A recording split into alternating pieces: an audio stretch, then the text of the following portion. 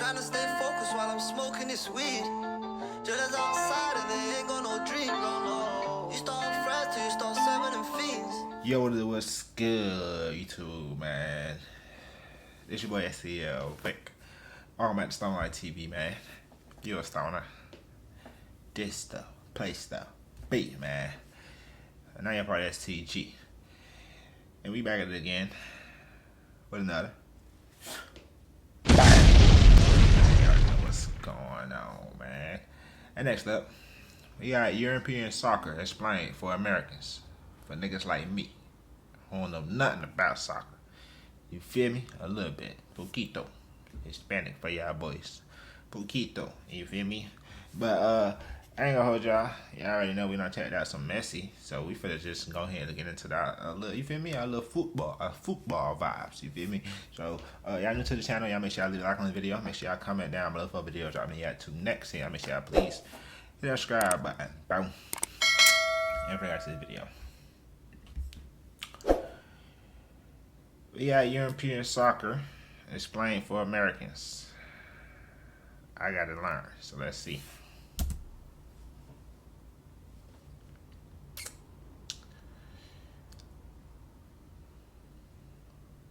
So I've been wanting to start following soccer for a while now, but as an American, I always found it complicated. Not like how they play. Most 3-year-olds can kind of understand more or less how it works. I just mean how everything kind of works in Europe. You know, I would follow the World Cup, and I'd root for the United States if they made it. And then I'd root for Iceland because clearly they've all been practicing that clapping, and they're really good at it. But that only happens once every 4 years.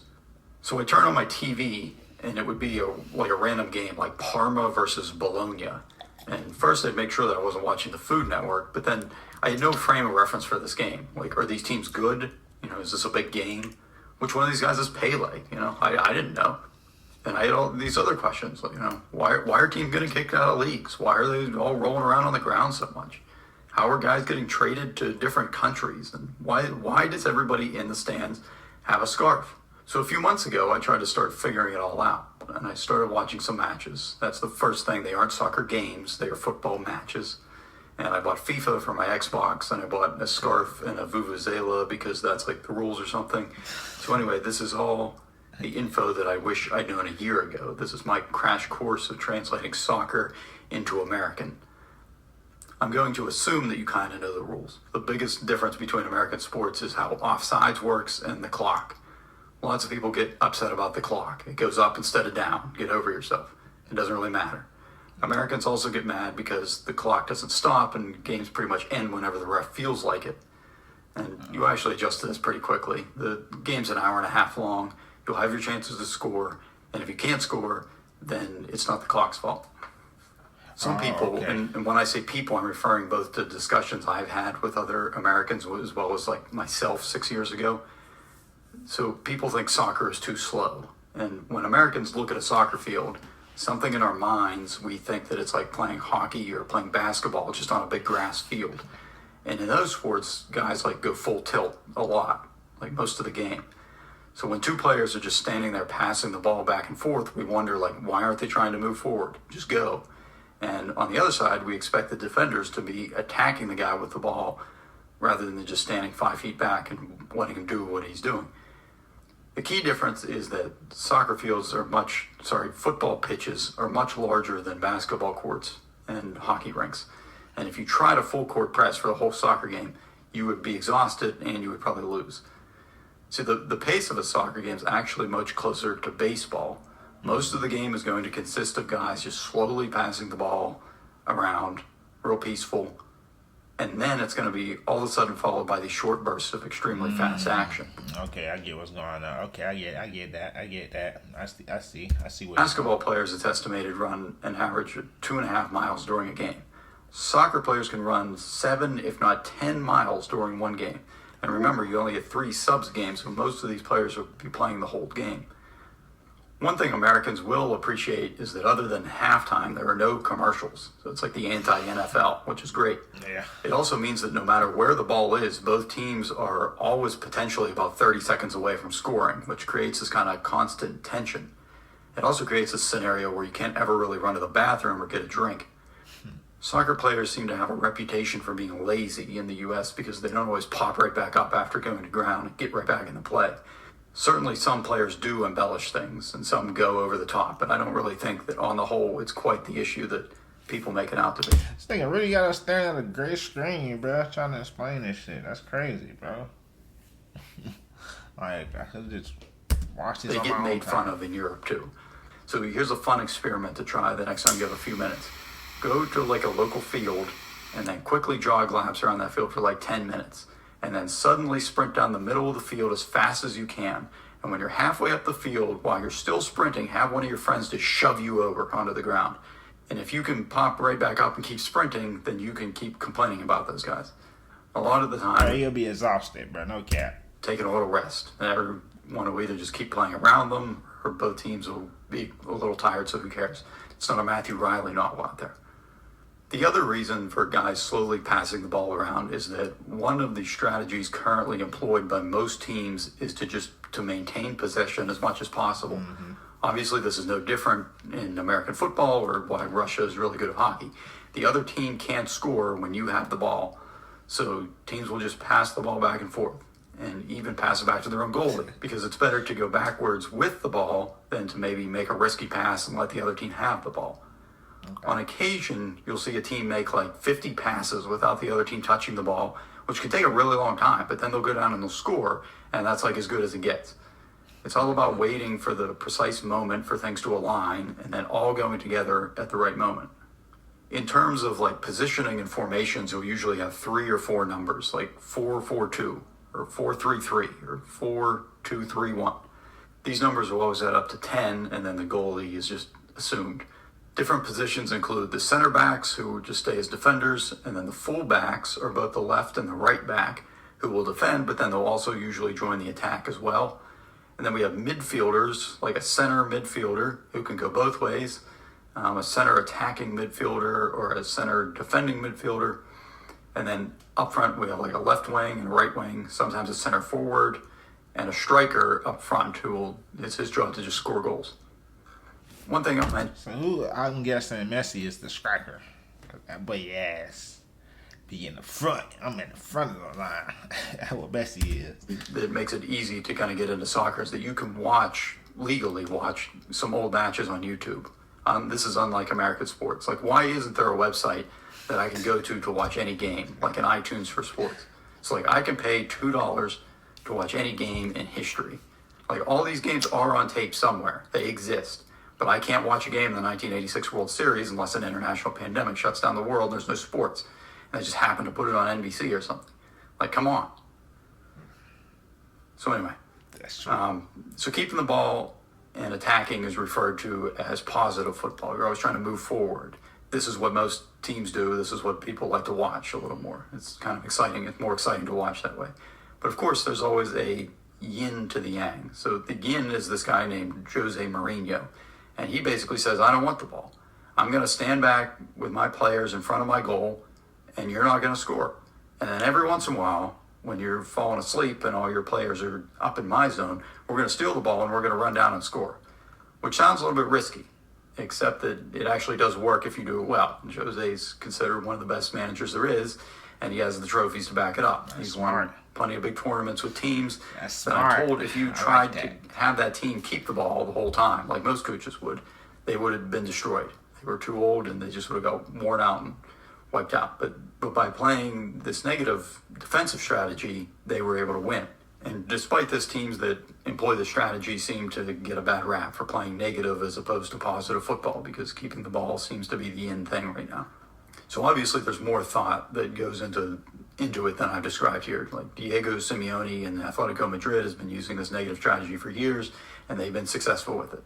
On the flip side, the guys who've risen to the top playing possession football are also widely sought after. Two of the most well-known coaches right now are Jurgen Klopp and Pep Guardiola. And I highly recommend watching the series All or Nothing about Manchester City on Amazon Prime. It's about Guardiola's team a few years ago. And it's quite clear from interviews with these guys that they're quite thoughtful and well-traveled. I couldn't name a single baseball manager who can speak 3 languages.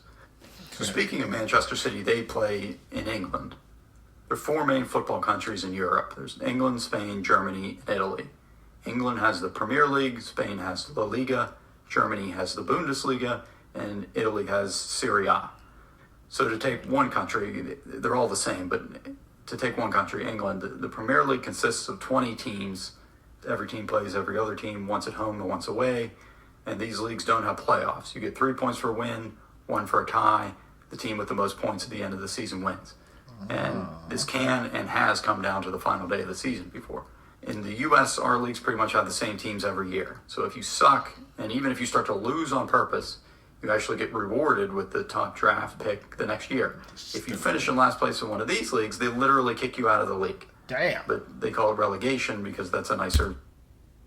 Damn. Out of the whole league, your whole team? Where people go at? Do they get nothing? Do they go to different teams or what? Work. Before we keep going, here's a quick aside on the MLS. Major League Soccer is the top league in the United States. It's different in many ways than the European leagues. There's no relegation, so the teams do stay the same from year to year, and there is a salary cap. Talent-wise, I guess globally speaking, it seems to be an okay league, but certainly not on par with any of the European leagues. So okay, let me see. When it was made? 2 years ago? Oh yeah, Messi changed that whole. He changed that whole statement, nigga. No cap. Messi, he literally changed his whole statement. No cap. An okay league, but certainly not on par with any of the European leagues. So under the Premier League, which is at the top, under them is a league called the English Football League Championship. The 3 teams who finish at the bottom of the Premier League are relegated to the Championship for the next season and replaced by 3 teams from the Championship. The bottom 3 teams in the Championship are relegated to League 1. The bottom 3 in League 1 are relegated to League 2, whose losers go to the National League, whose losers are... nobody really cares about them except their moms at this point, but you get the idea. Damn. Unless you really get into soccer, you'll never hear about anything below the Premier League again. But just so you're aware of what's happening down there. This system does a few things. First off, just because you're near the bottom of the standings, your games can still be extremely important. They still count because you're not trying to win the league anymore, but now you're trying to literally stay in the league. Yeah. And the higher the league you're in, the higher the check you get from TV contracts. So it's kind of a big deal. It also creates this kind of theoretical meritocracy where you could start a team with a bunch of guys anywhere in the country, get into a kind of a tiny league, and then ultimately work your way up to the Premier League. In reality, that'd be like trying to take a single-A baseball team and work your way up to the majors while the other better teams with bigger pocketbooks are trying to buy all your best players the whole way. But for the teams at the top, just winning the Premier League sounds pretty easy. You're playing maybe 1 game a week. But that's the catch. There's other things going on here. So there's also the Carabao Cup, which is a tournament open to the top 4 leagues in England. And then there's the FA Cup, which has been going on since like forever, that it's literally open to every team in England. So over 700 teams entered this one tournament last year. Like, imagine if every major and minor league baseball team had one giant tournament. So could any team win? Yes, they could. Will the small teams upset the bigger teams? At some point, maybe a few will. But is it likely that a non-Premier League team is going to win? No, probably not. So more fun to think about in theory than practically, I guess. The final tournament is the big one. Like, what if we could find the best team in Europe? And I don't mean like each country gets a team. That's the European Championship that happens every 4 years. This, I'm talking about the league clubs. So the best teams from all over Europe, from 55 different countries, battle it out each year. This is the UEFA Champions League. So as a side note on these acronyms here, FIFA is the organization that runs like big international tournaments like the World Cup, and they help to coordinate things across different regions. If you're an American, you probably heard of FIFA because somebody on SportsCenter mentioned somebody that was involved with some kind of corruption investigation or something. Anyway, within FIFA, the world is divided into 6 different regions. UEFA is Europe, that's where like the best players go. CONCACAF, you may have heard of because that's what the U.S. is in, the Confederation of North, Central American, and Caribbean Association Football, which is short and sweet. And then there's like the rest of the world. And each one of these groups has tournaments with national teams and their league clubs, like the CONCACAF Champions League and the UEFA Champions League. And these are called like the Champions League, but really it's just a tournament. So the UEFA Champions League is played in conjunction with the UEFA Europa League, which is kind of like the NCAA and NIT basketball tournaments, but with a bit of a twist. They play the qualifying rounds for the Champions League first. So if you get knocked out of the big boy tournament, but you finish high enough, you can just move down into the Europa League and try to win that. And I won't get into the qualifying, but typically you're going to have teams that you may have heard of as an American, like Manchester City, Liverpool, Manchester United, Tottenham Hotspur. From Spain, they'd probably be Barcelona and Atletico Madrid and Real Madrid. Serie A from Italy will have Juventus and Inter and Roma and Atalanta. Germany is pretty much dominated by Borussia Dortmund and Bayern Munich. And then there's other popular teams like Paris Saint-Germain from France and Lyon from France and Ajax from the Netherlands. And then you throw in a few Russian teams and you're ready to party. So back to the Premier League. You remember how your team's playing that kind of standard 38-game schedule. So now, also at the same time, you're competing in the Premier League, the Carabao Cup, the FA Cup, and the Champions League. And there's like a bunch of other small one-off games happening too. So even if you have the best team, you're still probably not going to win all these tournaments just because of the wear and tear. If you can win 3 trophies in a year, that's like special. That's called a treble. If you win 4, that's called a quadruple, but that's pretty rare. And so the biggest payday is for winning your league, although I, for some reason, find the Champions League is hard to beat for excitement. So even though you can, soccer teams tend to trade players less than they do in the U.S. Rather, teams will just buy players from their current club. So a contract is going to include your salary, obviously, but also something called a release clause, which is a fee that would go to the current club for that player.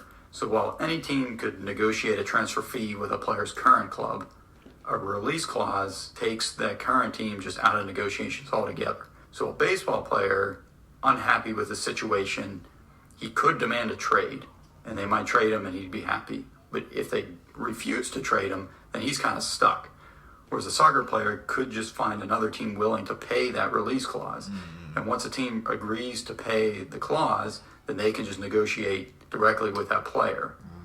Obviously, the better player, the higher the fee is going to be, so the current club can go out and find a reasonable replacement. Okay. Another big difference is that while most sports in the U.S. have a trade deadline, and that's followed by a few weeks afterward where players cannot move to another team, soccer's kind of the opposite. So most of the time, you cannot move to another team. There are 2 periods a year called transfer windows that you can move during.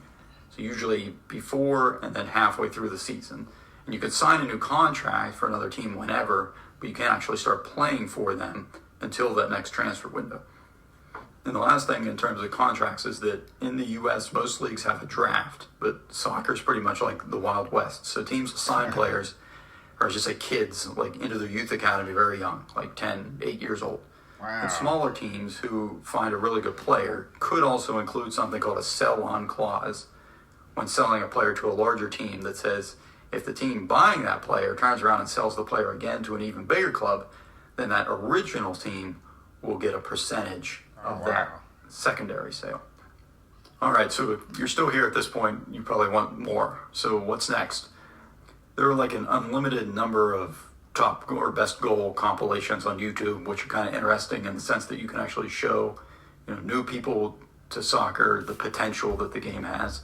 Lots of Americans' exposure to soccer is like the Women's World Cup, and obviously we have a great team there, but you never really get to see what different strategies look like. Like, look up Barcelona tiki-taka videos. You won't regret that. They make grown men look like children.